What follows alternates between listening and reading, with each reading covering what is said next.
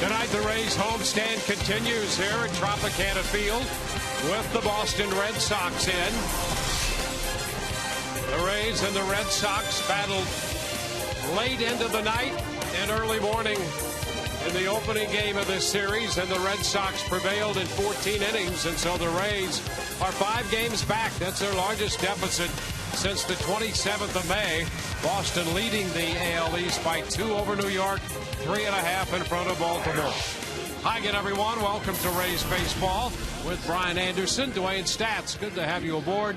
Todd Callis along in just a moment. Well, the Rays did everything except win last night, and individually, Ben Zobrist continues his hot hitting with 5 hits. Since he's moved to that 1 or 2 spot, he's been red hot, and against the left-hander John Lester tonight, he'll be hitting third. Well, Ben Zobrist, we are in the second week of June, and in 1 week's time, 7 games, he has raised his average almost 30 points. The way that you do that is you are on a torrid pace. You see the average, 13 out of 27 during this span. He continues to take his walks, his on-base percentage approaching .550. And how about this?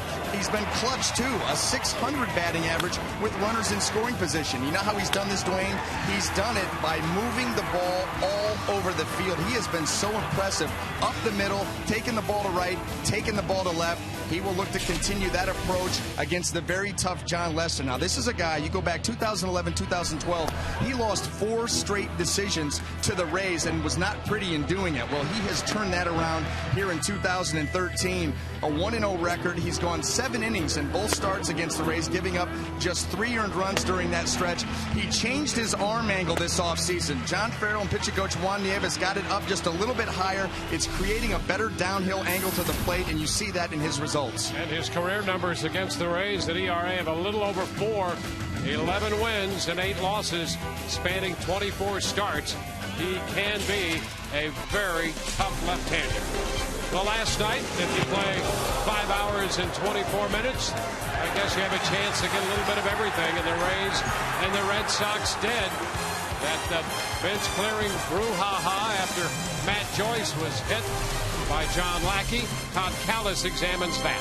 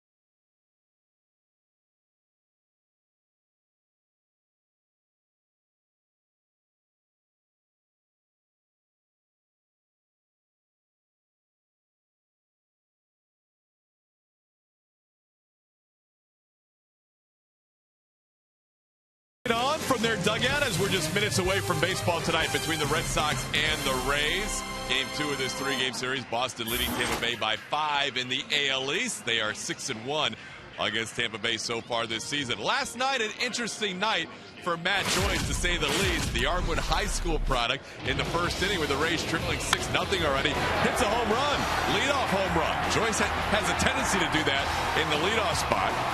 And that was 6-1. Then the Rays were coming back. Second inning, 2-on, 3-0 count. Down 6-2. Matt Joyce trying to make it a one-run game. Just hooked the 3-0 pitch, dropped the bat. And apparently John Lackey and maybe Jared Santalamacchia took a little offense to that, because the next time after he grounds out, John Lackey kind of motioning over to the dugout as some of the guys got on him about yelling at Matt Joyce down the line. Then the next time Matt Joyce would bat 6th inning, you know what's coming here. Santalamacchia sets up inside, pitch hits him between the 2 and the 0. Matt has a few words, Lackey has a few words, and the benches come on and meet right down the first baseline. So afterwards, we caught up with Joe Madden and Matt Joyce and asked them their thoughts about what went down in that 6th inning. He intentionally hit him when he did. There's no question in my mind that he did. And the sad part is I've always considered Lackey a good teammate. But right there, he can get one of his own players hurt. So I really did sense among the group of Red Sox that they were totally not into that moment, because they knew it was inappropriate to hit Matt on purpose, and furthermore, because one of them can get hurt. Honestly, I felt like it was a pretty Bush League move. I think it was very obvious. And, you know, I mean, I'd really rather not get too much into it, but obviously I wasn't too happy about it.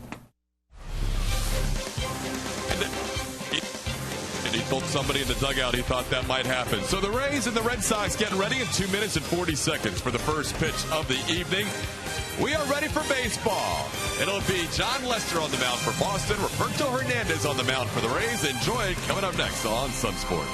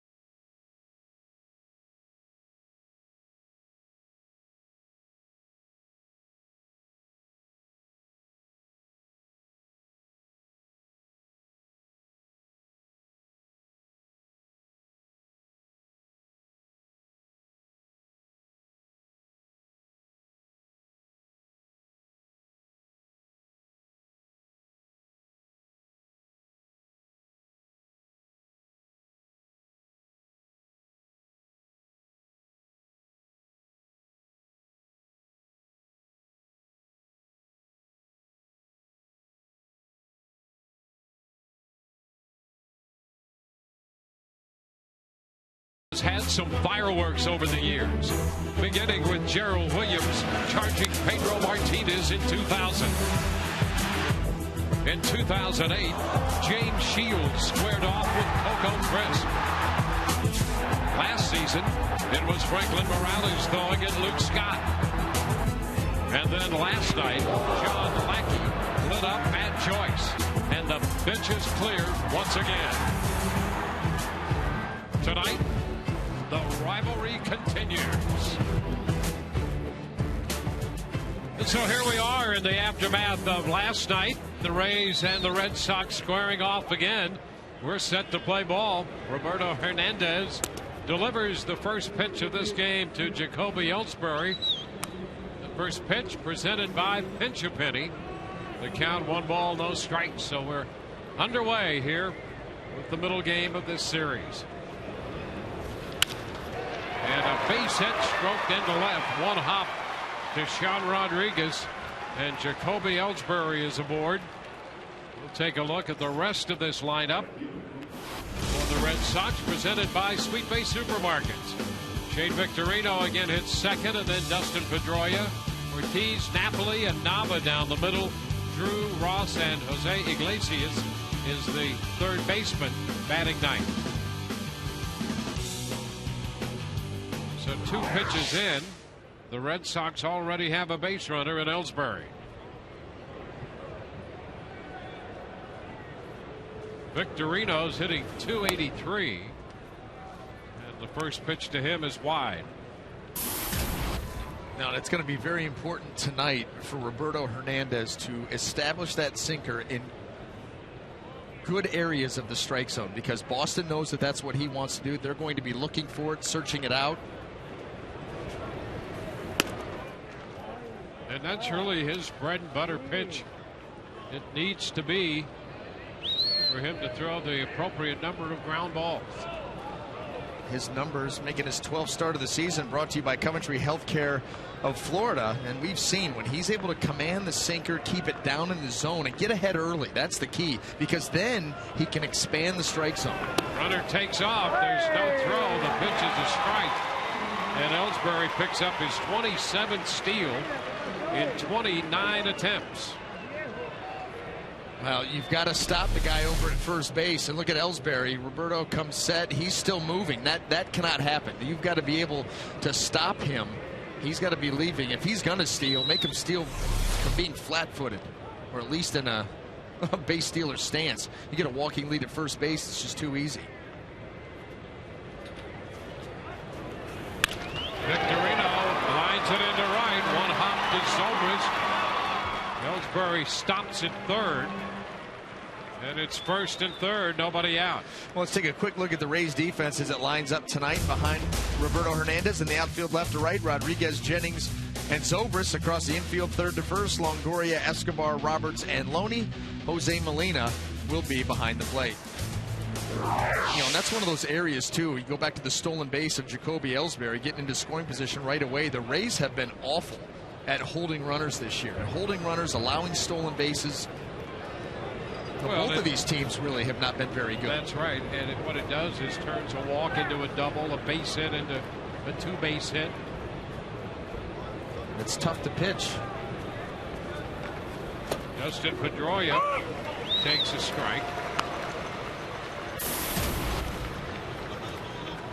14-game hitting streak for Pedroia, hitting .331 for the year.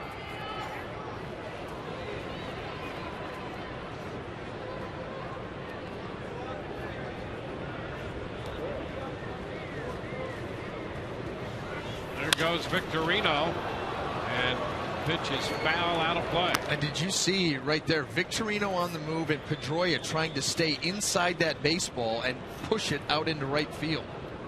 Boston, a very aggressive team. They are starting that way tonight. Off he goes. Watch him stay inside this ball. Look at that. Intentionally trying to shoot that ball the other way. Well, they know, number one, right away they can take liberties with Hernandez, and they waste a little time in doing it. Now 1-2. This is also a division game, and you've got a pretty good rivalry brewing here between these two teams, and you want to be the team that sets the tone. Set it early. We're aggressive. We're going to be in your face all game long. That's what Boston did last night. Now, to the Rays' credit, they came all the way back and pushed them to 14 innings. But Boston jumping out early here tonight once again. Runner goes. The pitch skied to right. Toward the line. Zobrist into foul territory. Makes the catch, turns, and a quick throw back to the plate. It's not going to be in time. Ellsbury scores. Victorino remains at first. as the Red Sox score the first run. That turned out to be quite a play by Zobrist in foul territory. Well, you've got the low wall as it circles around out there towards the right field line. Ben has got to follow this ball and then navigate the low wall. That is not easy to do, but then the presence of mind to turn the quick throw, and with Ellsbury running, I didn't even think it'd be that close.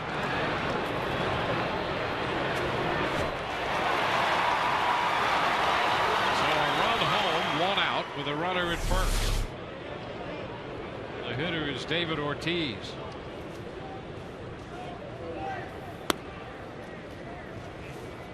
One ball, no strikes. Well, did you see that fastball right there, down and away? Jose Molina was sitting nowhere near the plate. Almost like a borderline pitch out is Victorino going. Well, it's aggressive as these runners have been already. Yeah. You're going to have to start thinking about something. That's a strike, 1-1. Well, that's where, as a right-handed pitcher, if you don't have a good pickoff move as far as quick feet, like you see with James Shields all the years here, he was so good with the quick feet and throwing right from the ear and accurate with that. And that's why he was able to pick some guys off. But if you don't have that kind of a move, then you've got to vary your times. First of all, you got to make sure everybody's stopped over there, and then you hold the ball. Runner goes, pitch foul back. You see right there in a rhythm. Roberto Hernandez, come set, pause, and go. Come set, pause, and go. These base stealers will pick up on that. They will time him up, and they will all get great jumps. So he's got to come set and then go to the plate. Come set and then go. Yep. He comes quick, comes set right there, boom, and on his way to the plate. Look at the jump. Yeah, he's easy to time up, and if you vary that, if you hold the ball, that's one of the ways to combat it. And that gives the catcher, whoever that may be tonight, Jose Molina, no chance. Very close right there. 2-2. And so you don't have to have a great move, but you've got to vary your times and your looks. You just cannot allow them. You just can't make it easy for them. Yeah, right now, 49 steals. The Red Sox and the Orioles topping the league in steals. Would you have guessed that? Runner goes. Pitch is down, and the throw is not in time. And the Red Sox are just going to continue to do that. Well, that's right, because right now the times of holding the ball after coming set by Roberto Hernandez have not deviated. It's come set and go, come set and go. And this isn't easy.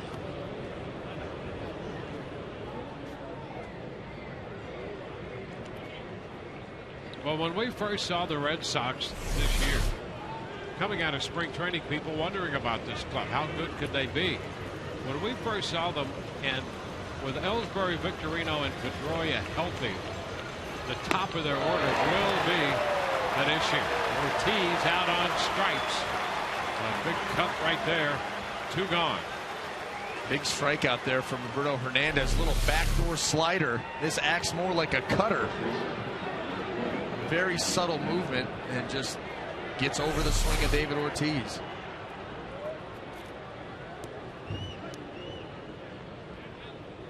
Two outs with Victorino at second.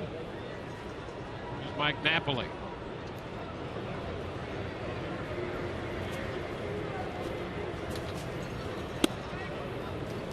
In to Napoli.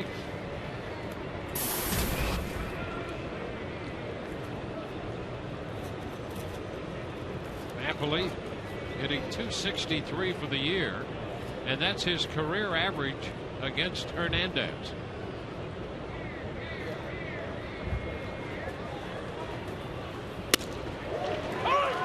Roberto throws him a strike. 1-1 now.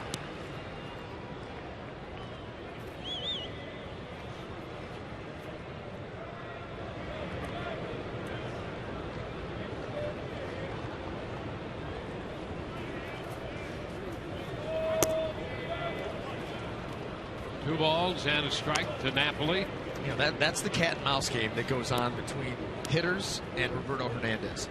He wants that sinker down in the zone. They want to force him up in the zone, and it's who's going to be able to execute and who's going to be able to stay disciplined. And that's why that first pitch is so important, because if it's a strike, it's a completely different experience for the hitter than if it's a ball. And now it's 3-1.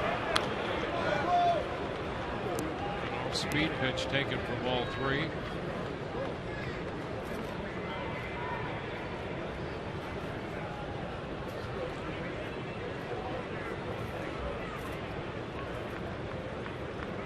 First inning, the Red Sox have a run.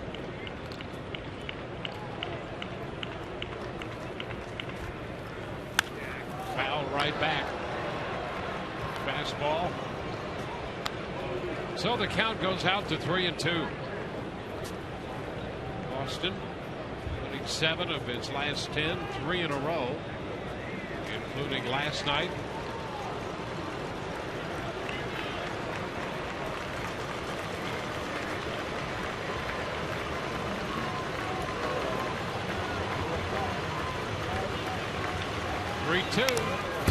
Foul ball. He challenged him with a fastball.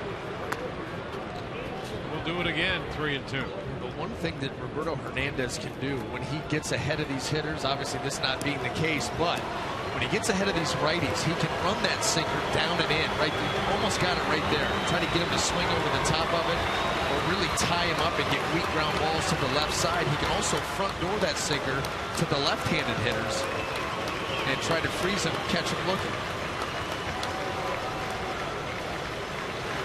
3-2, and it's chopped to the left side. Longoria's throw to first in time. That'll retire the side. They limit the damage to 1 run. Bottom of the first coming. Rays coming in to hit.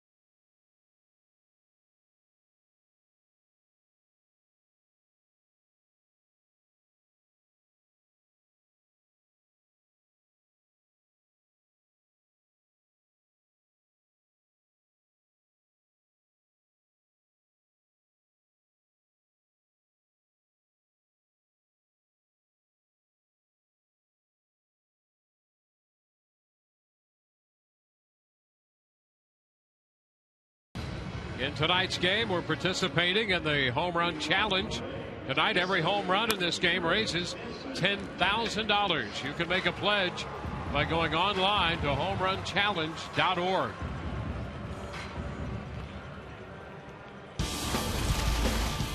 Lineups presented by Sweet Bay Supermarket. Desmond Jennings back leading off.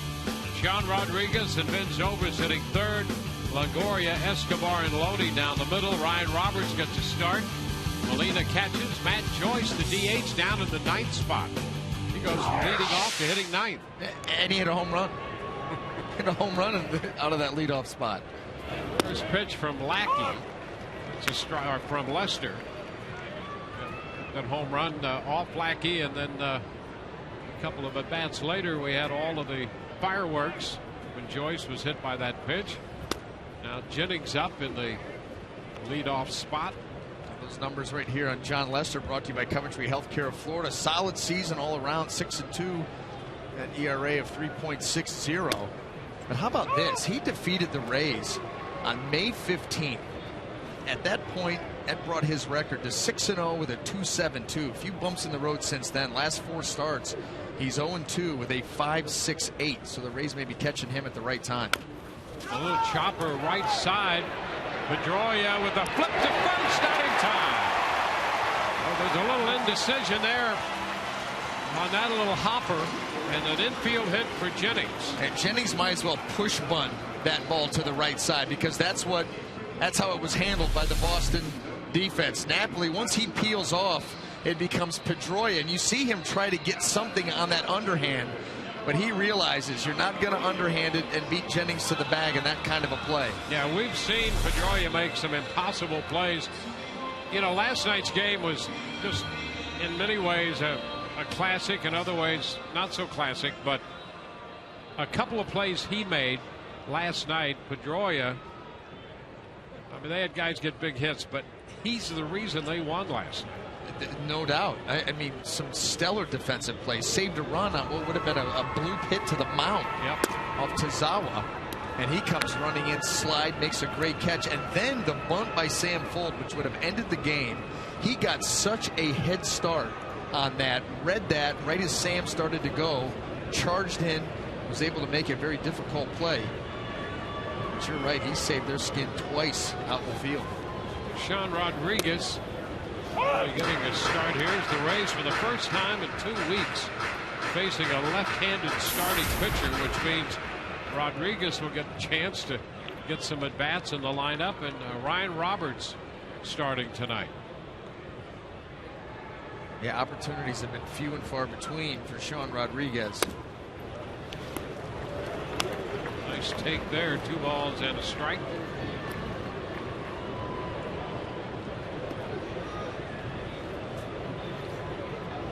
Sean hitting .246 overall, .265 against lefties, both his home runs off left-handed pitching.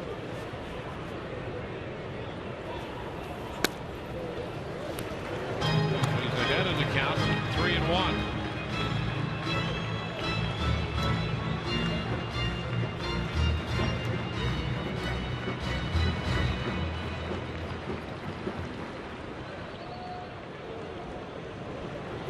Jennings away from the bag. And there's ball 4. So an infield hit and now a walk. First 2 men on for the Rays. Well, here are those plays we were talking about. And I don't know how this almost turned into a hit. I mean, really. It's an infield pop-up that was up there forever. But you see the play he had to make with that right here. Look at, he's already, what, 2-3 steps into the grass. The infield grass way deep in there. That was a nice attempt at that bunt by Sam Fuld, but a better defensive play by the guy with the beard. Remember when he was coming up and there were people who thought, number one, he wasn't big enough to play in the big leagues, and just didn't think that he had much of a future. Really? Well, yeah, right? MVP. Yeah. I don't care how big any of the other guys are on this team. He's the heart of this club. Zobrist, the ground ball to Pedroia. Through 1, first base 2. Jennings goes to third. You know what? And a couple of nice things done on that play right there. Bad for the Rays on the double play, but Sean Rodriguez hustling down to second. He got down there to disrupt this play, and a nice job by Drew to avoid him and throw that ball moving to the side. Watch Sean Rodriguez get down there quick. Not being held on, so he's able to get down there and try to break that up, and Drew, a nice job of moving laterally to get out of his way. He realizes he's in some trouble here and still able to complete the play. So Lester throws a double play ball. It's Evan Longoria.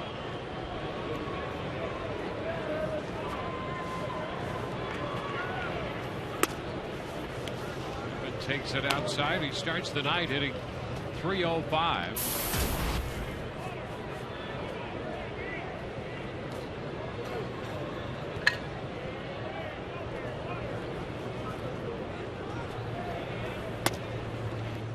A lot of folks thought the game was about to be over in the bottom of the 10th last night when the Rays had tied it and loaded the bases, had Evan up there, and the double play.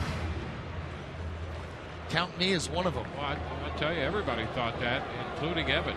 And you know, that's the kind of play that the Rays have to get beyond, and you think that they probably will, given the makeup of this team. You know, that's the old 30-minute rule that the Madden implemented a long time ago about celebrating for 30 minutes or grieving a loss for 30 minutes. And there were opportunities for the Rays who mounted a great comeback last night to win it, and not to win it is tough. But they view every day as a new day. And there's ball 4 to Longoria. You know, I don't know if I've ever thought this or have said something like this, but that last night's ball game, very rarely can you say that a team that fell behind 6-0, 6 hitters into the game or 8 hitters into the game, blew the game. And you get that feeling. Down 6-0, they had opportunities to win that game 13-7. You know, it was amazing because you had a starting pitcher for the Red Sox who had a 6-run lead, and he was pitching as if he were trailing 6-0. You could just see that happening to him. And then the Rays had opportunities to win it after being down 6-0. And you're right, that feeling is a team that was losing came back, and you still feel like they let it get away. And even in all of the innings that it took them to finally tie that ball game up, how many runners did they leave on base?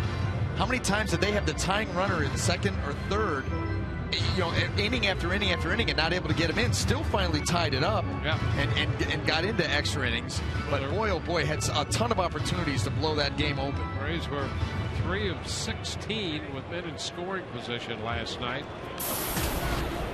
And that's an area that they have thrived in this year. They left 5 runners on third base, 3 on second, and 5 at first. It's Escobar. Pitch is a strike, so it's 1-1. So from that perspective, it really did have a strange feel to it. It was, and strangely, an enjoyable game, yet frustrating. Yeah. No, I was talking to somebody about the game today, and I'm like, yeah, the Rays fell behind 6-0. The first 6 hitters of the game scored for the Red Sox, and then I found myself in the next sentence and saying, you know, and the Rays, boy, they feel like they blew that game. It's like, wait a minute, the team that was down 6-0 with nobody out in the first blew the game, but that was the strangeness of it. Maybe it was just 14 innings and I was delirious. I don't know. It's ball 3 to Escobar. I did sleep like a baby last night. Don't you feel really good today? Yeah. Because I rolled into bed and I didn't move. I woke up and pulled the covers back. The bed looks still like it was made. That's ridiculous. So a 3-1 count here to Escobar. Jennings third, Longoria first, 2 outs.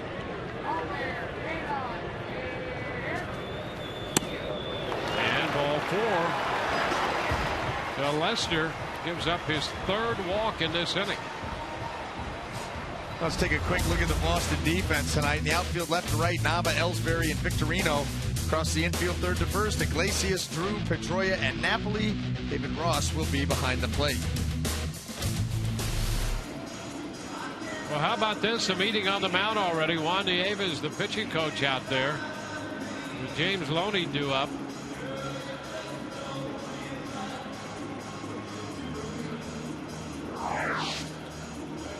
Take a look at the Toyota trend here. You mentioned this a moment ago. And when the 6th win to get to 2-7-2 came against the Rays, a very good game against them, but since then has stumbled just a little bit. And that 297 average, bad enough, but during that time frame, those last 4 starts, runners in scoring position average off him 387. Well, here's James Loney, who's 9th in the league in hitting with men in scoring position at 359 and hitting 370 against lefties. And he takes the pitch for a ball.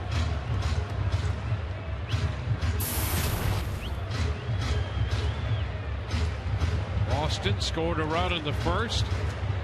The Rays have the bases loaded in the bottom of the first.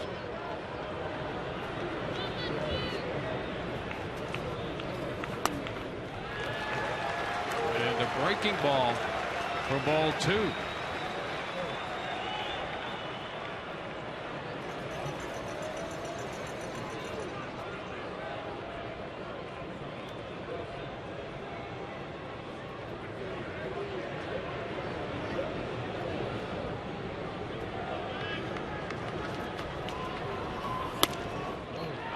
Fastball, that's called a strike. Yeah, it didn't have to be.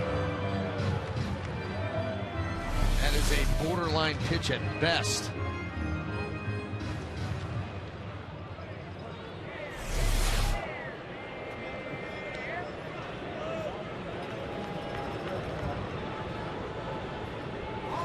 Loney waiting on Lackey, or on Lester. And a swing and a miss.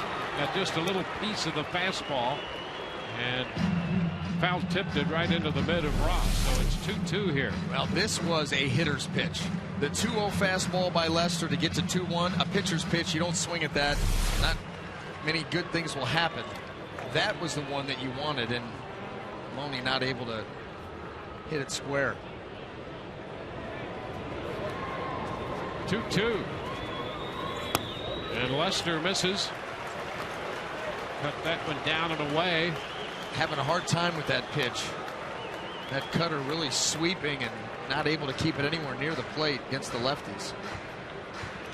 So it's a full count. The Rays runners will get a chance to break on the pitch.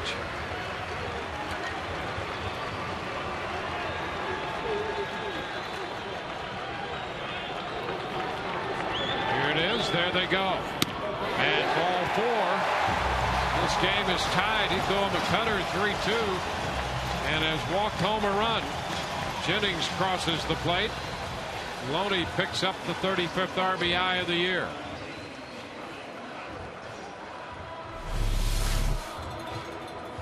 Well, how about the fact that he goes 2-0 on Loney, gets back into the count with 2 good fastballs, and then goes right back to the cutter. And you see that those balls just aren't anywhere near the plate. He even tried to make the adjustment on there, started closer to Loney, and wasn't able to keep it on the plate. Well, here's Ryan Roberts. He's been waiting to get a start against a left-hander. And a shot right back to the mound. Lester gets the glove down and makes the flip to first to retire the side. Well, the Rays get a run. They leave him loaded. We're tied 1-1.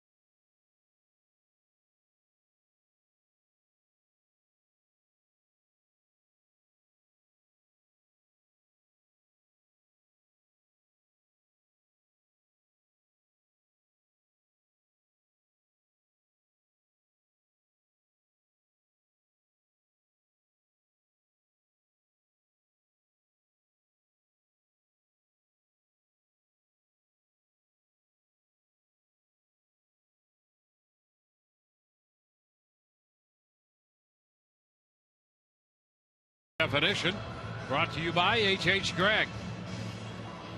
Boston a run in the first. The Rays right back with a run in their first. And back to the hill, Roberto Hernandez.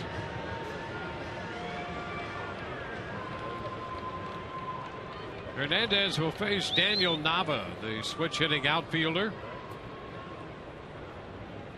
He delivered the go-ahead base hit in the 4th inning, or 14th inning last night, in what turned out to be a 10-8 final.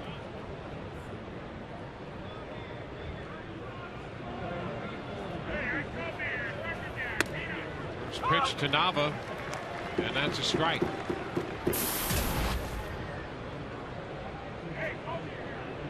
Stephen Drew next, and then David Ross.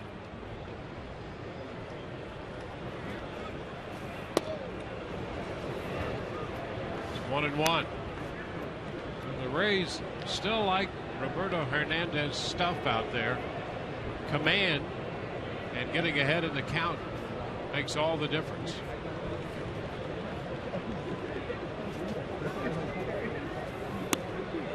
When you look at his breakout, if he doesn't throw a strike within the first 2 pitches, meaning he goes to 2-0, what happens to him after that is, well, hide the women and children. It becomes a batting average of 440 with an on base of 600.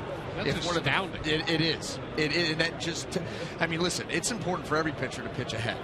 Nobody wants to fall behind. Some more important than others. And as you look at those numbers on Roberto Hernandez, those first 2 pitches, if they end up 2-0, it does not get pretty from there. Well, it gives hitters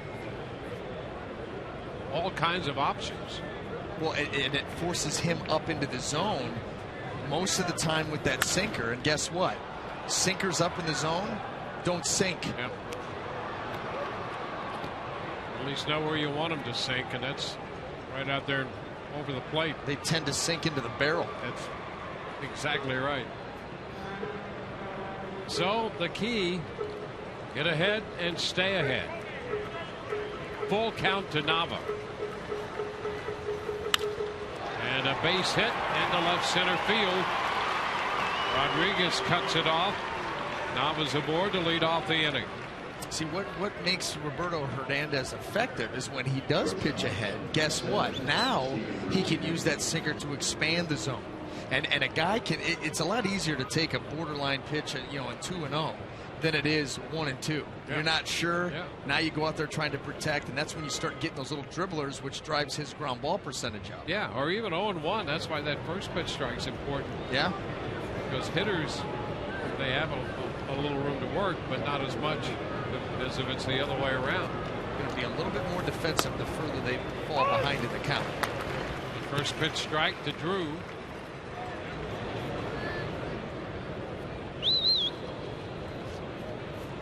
That's what we saw in that ball game with him against the Marlins, where he was so good. And by the way, it had nothing to do that it was the Marlins who were struggling at the plate. He was going to beat anybody that night. He was that good. Ahead of Drew, 2 strikes. Yeah, you can succeed against a good hitting lineup if you can manage to stay ahead in the count.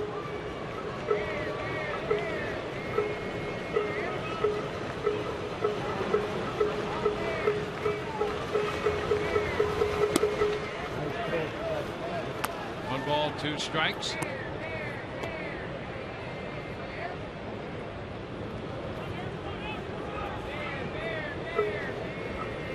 Red Sox got the run on the sacrifice fly by Pedroia in the first. Rays got a bases loaded walk drawn by James Loney in their first. Ground ball. Roberts to Escobar. That's 1. First base, 2. They got them both. Okay, go back. When you look at this replay, remember that the count is 1-2. It's 1-2, and now Stephen Drew has to protect against anything that's close. So you're ahead in the count, and he makes a good pitch down and away with good sinking action. And watch the swing by Drew. I mean, that's it. That is it in a nutshell. And here's your result.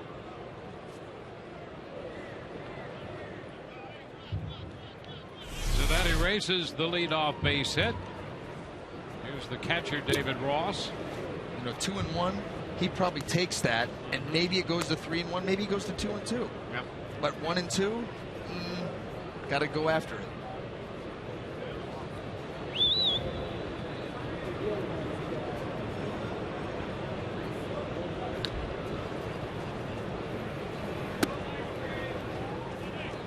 Behind Ross. Ross hitting .207.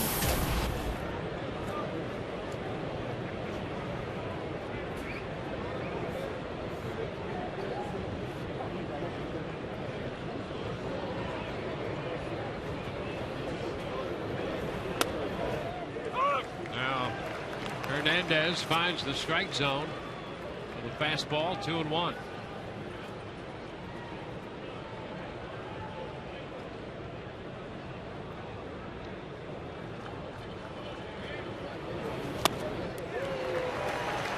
pulls off that one, and we go to 2-2.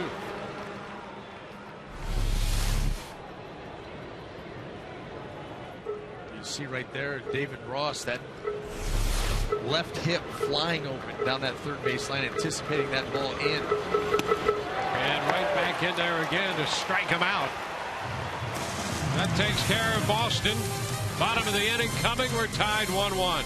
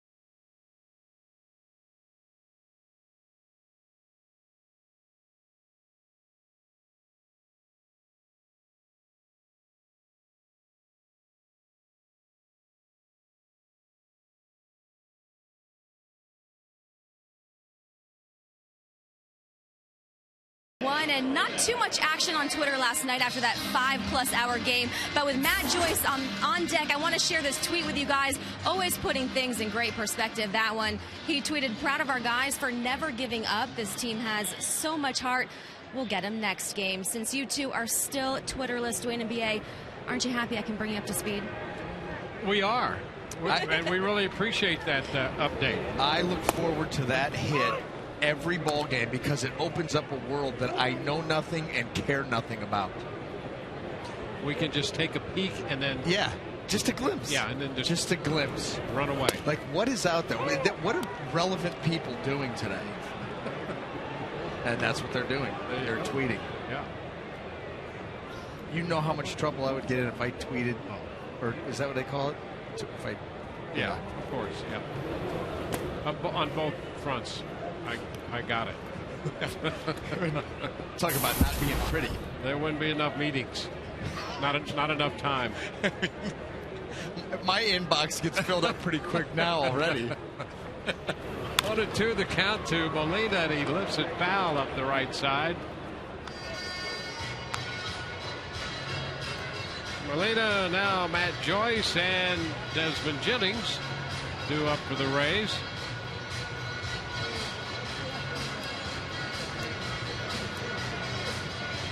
Rays facing John Lester, had some control issues in the first.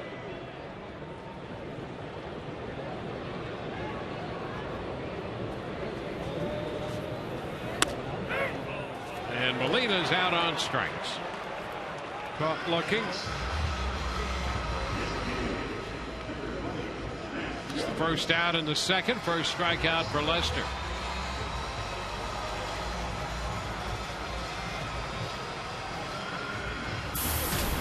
Lester and Buchholz got off to great starts and really was the big push for the Red Sox with the start they enjoyed. Now here's Matt Joyce. Matt making his second start of the year, hitting ninth. And here's that situation last night that started everything.